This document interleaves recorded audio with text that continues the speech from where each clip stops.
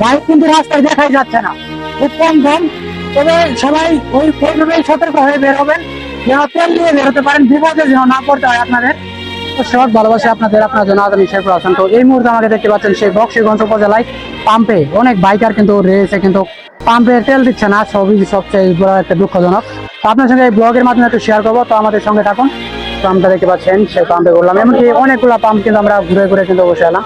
এখানে অনেক বাইকার রয়েছে, কিন্তু কেউ তেল পাচ্ছে না। এখন ইফতারে পরে তেল দিবে, সেই কারণে কিন্তু অবশ্যই দুঃখিত। আমরা এখন চলে যাচ্ছি, তো আমাদের সঙ্গে থাকুন। এই মুহূর্তে আমরা সেই পাম্প থেকে চলে যাচ্ছি, কারণ তেল দিল না। এই তেলের জন্য ভোগান্তি কিন্তু আমরা শ্রীপতি উপজেলায় হলাম, বক্সিগঞ্জ উপজেলায় এসেও সত্যি বলতে এখন এমন একটা সমস্যা, পাম্পে বিভিন্ন পাম্পে কিন্তু তেল দেওয়া যাচ্ছে না। কারণ এই ভোগান্তি কিন্তু প্রত্যেকটা বাইকার হচ্ছে। আপনারা যারা হয়েছেন অবশ্যই কমেন্ট করে জানাবেন আমাদের ভিডিওর মাধ্যমে। দেখতে পাচ্ছেন সেই বক্সিগঞ্জে, সেই বক্সিগঞ্জ থেকে কিন্তু আমরা চলে যাচ্ছি সেই খায়রান সুন্দরী বাড়ি। অবশ্যই আপনার সাথে শেয়ার করার চেষ্টা করবো। তো তেলই পাচ্ছি না, দেখা যায় তার সঙ্গে হয়তো কিন্তু আমরা যেতে পারবো না, আমাদের ব্লগের সঙ্গে থাকতে সবাই। আর অবশ্যই অবশ্যই সাবস্ক্রাইব করবেন ইউটিউব চ্যানেল থেকে। আজকে ব্লগটা ছিল দুবারে কি করতেছে, অনেক কষ্ট করে অবস্থা হয়ে যাচ্ছে। ওর সামনে গাড়ি দেখা যায় কি হয়। এই মুহূর্তে আপনারা দেখতে পাচ্ছেন সেই বক্সিগঞ্জে। আর বক্সিগঞ্জ তো জায়গাটা কিন্তু ছোট না, অনেক বড়, কারণ আপনারা দেখতে পাচ্ছেন এই মুহূর্তে মডেল মসজিদটা একটু আপনাদের শেয়ার করি, সেই বক্সিগঞ্জের উপজেলা মডেল মসজিদ।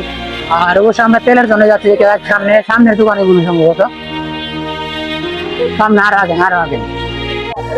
তো দেখা যাক আমরা তেল পাই কিনা, একটু চেষ্টায় রয়েছি। অনেক চাকাতি পড়াশোনা পাওয়া যাচ্ছে না। এই পাশে তো দেখলাম।